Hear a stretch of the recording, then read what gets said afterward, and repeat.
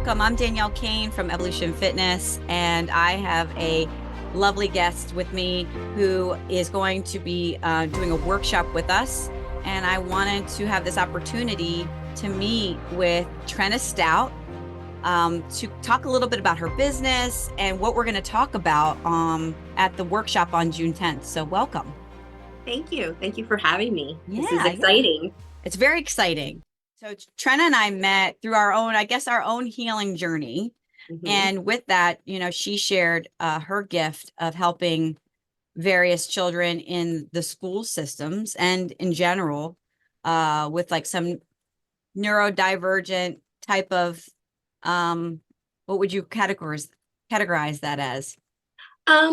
So they're kind of self-regulating strategies that children can use to kind of calm their bodies and emotions when triggers happen and kind of hijack. We call it the amygdala hijack, where your brain kind of gets hijacked and your body takes over, and kids do things that they might not normally do, like,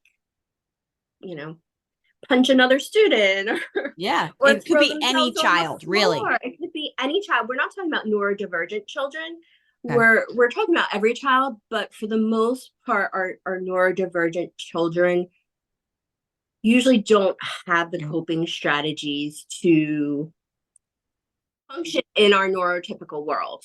Right. Tell us a little bit about your company and how this all started, and then we'll get into topics that you will be addressing that night. So sure.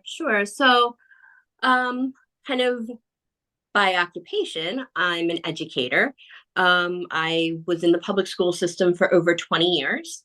And by not a choice of my own on my journey, I left teaching. And I had to kind of figure out what I wanted to do when I grew up. And I always knew what I wanted to do. And I kind of always knew what my calling was. I just was secure in teaching and having that job. My husband's also a teacher, that I never took the chance to, do what I always wanted to do, which was help children in the schools. I was a reading interventionist. So children came to me when they were struggling with reading. Mm-hmm. And my job was kind of to help bridge the gap and get them closer to the grade level expectation. And if that didn't occur, then the next step would be making a referral to the child study team to have an evaluation to see if there was more going on as far as a learning disability was concerned. Mm-hmm. So when I left teaching, I opened an advocacy practice. And so I'm a consultant, and my job when parents call is kind of to determine what they need for their child at that current time, mm-hmm. and then to guide them on that path. Wonderful. So God had other plans for you. He did. I sometimes, when you don't listen, he has a way of making you listen. Absolutely. And for me, I wasn't listening. So yeah. Well, I think you got stripped out of whatever that occupation was, because that wasn't where you were needed. And I'm so grateful that we have talked over these past couple of 2 years to see what you've really been able to do. Now, what's the name of your business again? So it's Wings2Learning Advocacy. Wings2Learning. Okay. Mm-hmm. And so while I'm in New Jersey, we can provide support for parents across the nation, because children's medical issues would fall under the American with Disabilities Act. Mm-hmm. And then learning disabilities would fall under the IDEA law. Okay. Both are federal laws, so they apply nationwide. Got it. That's great. And so this is important for people to understand if maybe they're just noticing that they're having difficulty with their children, and or have had issues and just kind of ignored them. And maybe they've all of a sudden gotten worse, or maybe there's a death in the family, and this grieving process with the family has brought up some issues. So can you give some light on what you're calming me? I think that's the book that we're going to be focusing on, right? Mhm. Tell us a little So bit about your strategies for circumstances. We can maybe even come up with just a few that you might have in mind that you might see often. sure. So um, a little background, my son also neurodivergent, and my educational advocacy journey started with, trying to find him the right supports and services for school. And one of the difficulties that he had was self-regulation. When things didn't go his way, or um, a trigger happened, and we talk about triggers a lot, and we're triggered ourselves. Mm-hmm. So navigating triggers are really important to help your mind and your body calm down and continue moving on to another activity without it interrupting, your day-to-day life. And some of us can do that better than others. And Mm-hmm. some of us have great coping strategies. And like, for me, I've learned, cooking and gardening are two really great strategies for me that help ground me when Mm-hmm. kind of the emotions are taking over and my heart starts racing a little quicker. Um, and then, I still have my kind of more unhealthy strategies that I'm trying to extinguish. And that might be the late night Amazon shopping binge. Um, for some people, it might be turning to alcohol or, drugs. So we all have coping strategies. Yeah, It's just a matter of whether they're healthy ones or not. And absolutely. so our goal with my book is to provide children at a very young age healthy coping strategies that they can use when they find themselves in situations that are difficult. Uh, so while the book is geared toward, I would say 4 to 11-year-olds, because it's a coloring book, the strategies can be implemented, you know, with a 70-year-old or an 80-year-old. So anything that you would find that calms you, whether it's your mind or your body, and the most simplest is our mindful breathing. Um, Yes. so if you don't have anything else around and you're feeling dysregulated, simple mindful breathing, breathing in for 4, holding it for 4, out for 6. Or I love box breathing too. For Mm-hmm. me, I like to visualize the box, and I like to visualize a little ball kind of going around the box, and I breathe to that. So it can be as simple as that. Nature is another great self-regulating strategy. So getting your kids out in nature, digging in the dirt, Mm-hmm. just letting them explore and play Yeah, is really healthy. And it teaches them great skills that they're going to use later in life. that's wonderful. I love that you address because it's so many people, even like now on my journey too, that we talk about the nervous system, right? And we're going in this kind of, I talked about this on my last podcast on 5D all day, is that we're constantly naturally going through an ebb and flow, right? Parasympathetic, sympathetic. You ideally want that naturally, but sometimes we get stuck in one, right? We get stuck in the sympathetic, we're anxious, or we're way down in the parasympathetic and we're depressed. And so I think it's great that you address these because we can have triggers. And if we don't have some type of regulating systems, we're just unregulated all the time. Everybody, anybody. And so something simple that can upset you, all of a sudden you've lost control. So it's like you said, very natural for us to go to these other coping mechanisms that worked in the past, but we're finding more and more that some of these things aren't working anymore. So I'm so excited for you to share the ones that are very successful across the board. Absolutely. And there is a lot of neuroscience now that we're looking to. And one of those things, when you're talking about the parasympathetic and sympathetic nervous system, is what we call the amygdala hijack. Mm, And so it happens across the board, whether you're 4 or 70, where your amygdala is your protector in your brain. And so when you encounter a situation, it puts you on high alert and it says, okay, you're either going to fight or flee. That's your fight or Mhm. flight response. Yep.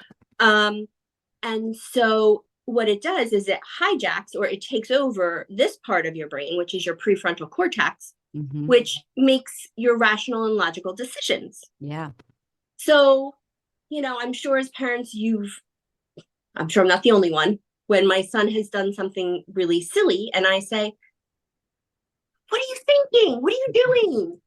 Yeah. And it's true that they're not thinking. Their amygdala hijacked this area of the brain, which isn't developed until your early 20s anyway, fully, Hmm. your prefrontal cortex. So they are not thinking rationally in that heated moment. And so in schools, that's when you might have the child who flips the desk or, launches a Chromebook across the room or, says some unkind words to his neighbor. These are automatic in a sense. Um, so the quicker that we can teach our children to recognize that their body has these feelings and these Yeah. emotions are starting to take over, they can then use these tools to calm themselves. And then we teach them how to advocate for what they need. You That's know, great. turning to the teacher and saying, you know what, I need a couple of minutes. Can I just, take a walk and get a drink? Or I need a couple of minutes just to put my head down and rest. Yeah. I mean, as a teacher, I would prefer that line of communication over, some of the other strategies that a child might use to show that they're dysregulated in the classroom. Right.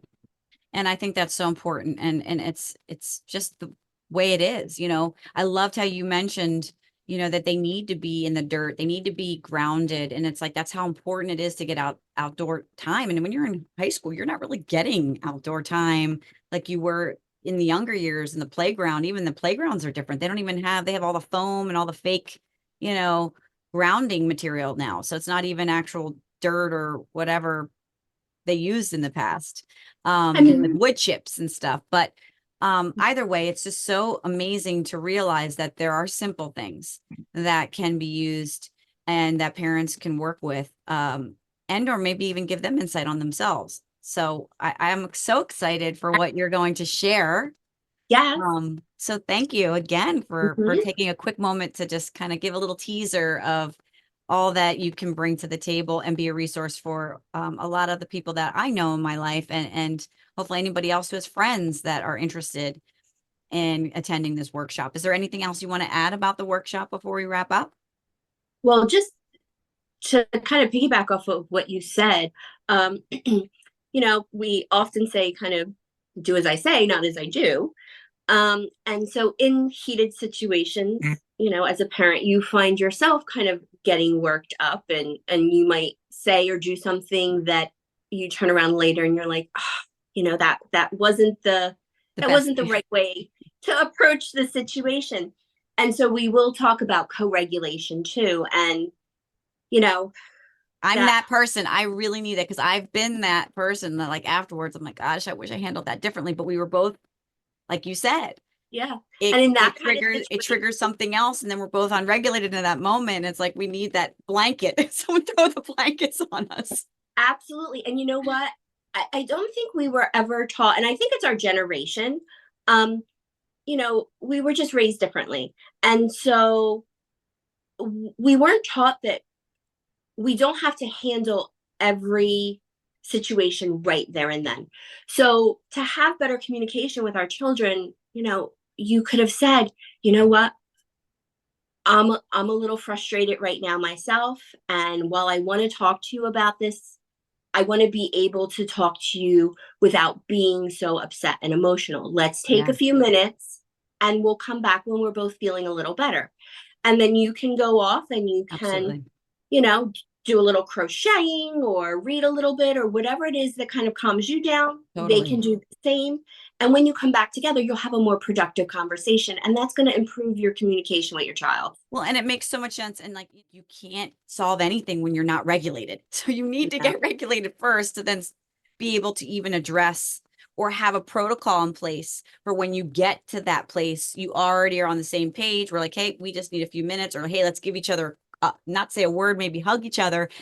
And then once you're calm, you know, you can actually then discuss it. But yeah, that's not something that we learned. I just kind of hid. I just would hide. I didn't want any confrontation or any problems. So I just would try to avoid it. Yeah, and you know, I'm kind of the Generation Xers, and you know, we were oftentimes, you know, you're seen and not heard, and you know, your emotions and your feelings sometimes weren't validated because you were younger. Yep. And so that mindset is really changing, and it's changing for the better. So these are all fun. We could talk about this all day. I love it. Absolutely. I love it. Well, I'm so excited. Thank you for creating this opportunity. There is a QR code, right? Yeah. That I'll put again on the beginning and the end of this video, so that if you want to get your ticket for the event on June 10th, it's Monday at 6:45. Yep, and it also comes with the book. So you know, we'll dive into the book a little bit, because in the beginning it has resources for parents, like you mentioned before. If they find their child is struggling at school, this kind of gives you a few first steps on how to communicate and collaborate with the school districts. Wonderful. Sounds amazing. So thank you so much for giving me this opportunity, and I look forward to the workshop. Yeah, awesome. And real quick, just share a little bit about if someone wants to reach you in advance, get a hold of you, let us know the best methods to contact you. Sure. So you can find me on Facebook at Wings2Learning, and it's the number 2. Or you can email me at tstout@TrennaStoutConsultant.com. But if you go on my website, you will see lots of resources. We just came out with an app for parents to support holistic learning. So we have a lot of exciting things coming up. That's amazing. Well, thank you so much, and we look forward to the exciting day. Great. Calming Me Coping Strategies for Children, a Parents Workshop, again, June 10th. Be there, be square. All right. Talk to you soon.